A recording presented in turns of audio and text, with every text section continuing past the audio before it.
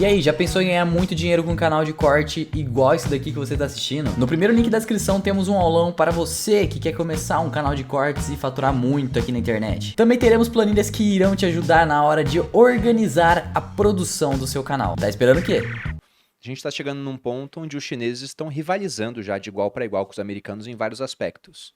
Inclusive o Ray Dalio, que é um mega gestor aí famosíssimo, ele escreveu um livro sobre a mudança da ordem econômica global. Ele cita lá as mudanças no passado, de quando, por exemplo, os ingleses passaram os holandeses, os americanos passaram os ingleses. Ele fala que isso vai acontecer agora com China passando os Estados Unidos. E em termos de PIB, sem dúvida, isso vai acontecer, porque já tem um PIB gigantesco e cresce mais do que o PIB americano. Só que os americanos ainda são donos da moeda de reserva mundial. Então todo mundo faz comércio com dólar. E a China tem aquele plano de uma nova rota da seda.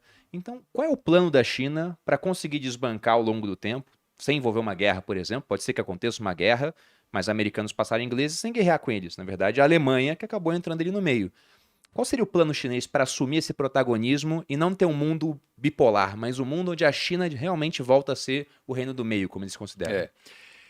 Do ponto de vista de, vamos dizer, de teorias, né, das relações internacionais, tem algumas teorias que preveem uma transição pacífica, se você acredita que o comércio tenha, de fato, esse impacto pacificador sobre o sistema internacional, você também pode acreditar que a China, apesar de se tornar uma potência muito maior do que os Estados Unidos, se integra na ordem existente de maneira pacífica, porque é no interesse dela. E essa foi uma postura defendida por vários pensadores liberais que pró-globalização nos Estados Unidos.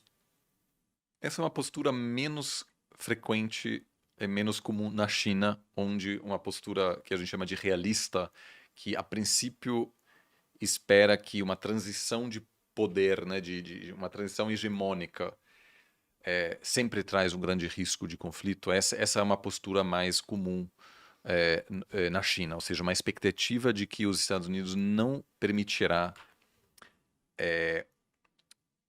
a China, vamos dizer, a ascensão plena chinesa e a volta chinesa ao centro do mundo, né? A expectativa, a princípio, é essa. E, de certa forma, o que acontece agora, os Estados Unidos querendo ativamente atrapalhar o processo de modernização da China, o tom cada vez mais bélico dos dois lados. Aquilo, quando eu falo com pessoas na China, eles dizem, olha, a gente estava plenamente preparados para esse tipo de coisa, a gente sabia que ia ter algumas décadas de uma janela em que a gente poderia fazer comércio livre com os Estados Unidos sem interferência política praticamente, mas agora a gente está se preparando para essa nova realidade mais difícil para nós.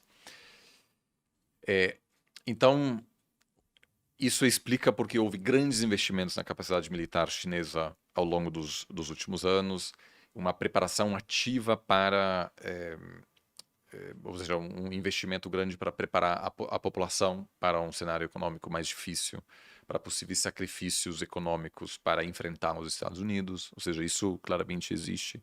Mas também algumas pessoas que dizem que talvez daqui a alguns anos o raciocínio americano será que um conflito será péssimo para os dois lados, de alguma maneira a gente vai conseguir no meio termo e aceitar, por exemplo, a retirada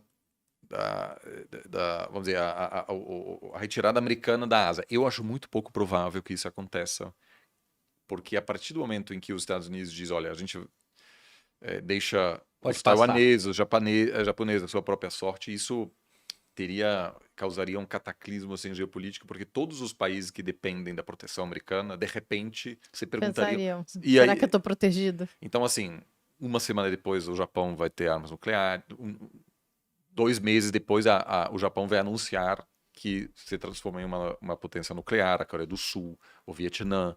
Então, você claramente vai ter uma situação mais instável geopoliticamente falando. Agora, nesse sentido, eu acho que existe essa preparação para, entre aspas, o pior cenário, sem dúvida, e também uma preparação para uma autossuficiência econômica maior. Ou seja, uma percepção de que essa realidade da China ser um país super aberto, integrado, isso fez muito bem a China, ou seja, a exportação, além do investimento e do consumo, foram sempre pilares da economia chinesa. E a China certamente vai tentar continuar exportando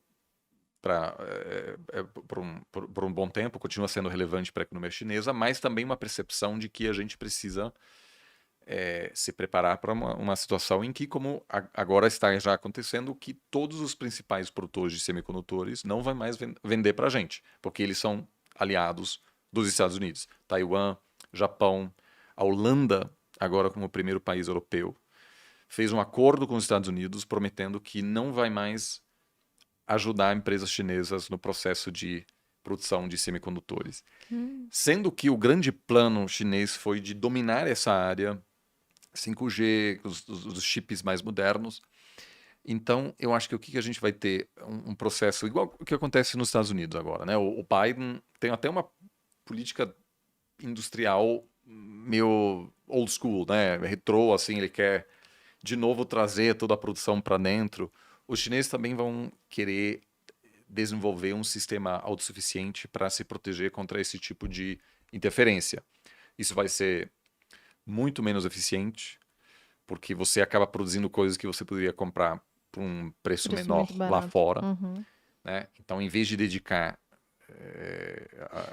os seus recursos à produção de algo que você sabe produzir bem, você tem que produzir tudo. Mas também uma crença de que a China conseguirá fazer isso.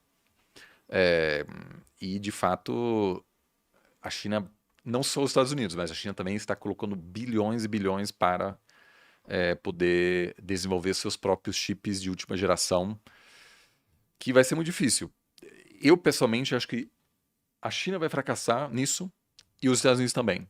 O que eleva ainda mais o preço, a relevância geopolítica de Taiwan, que tem essa first mover advantage, né? Ou seja, essa vantagem de ter investido por décadas e décadas e hoje tem esses chips ultra sofisticados.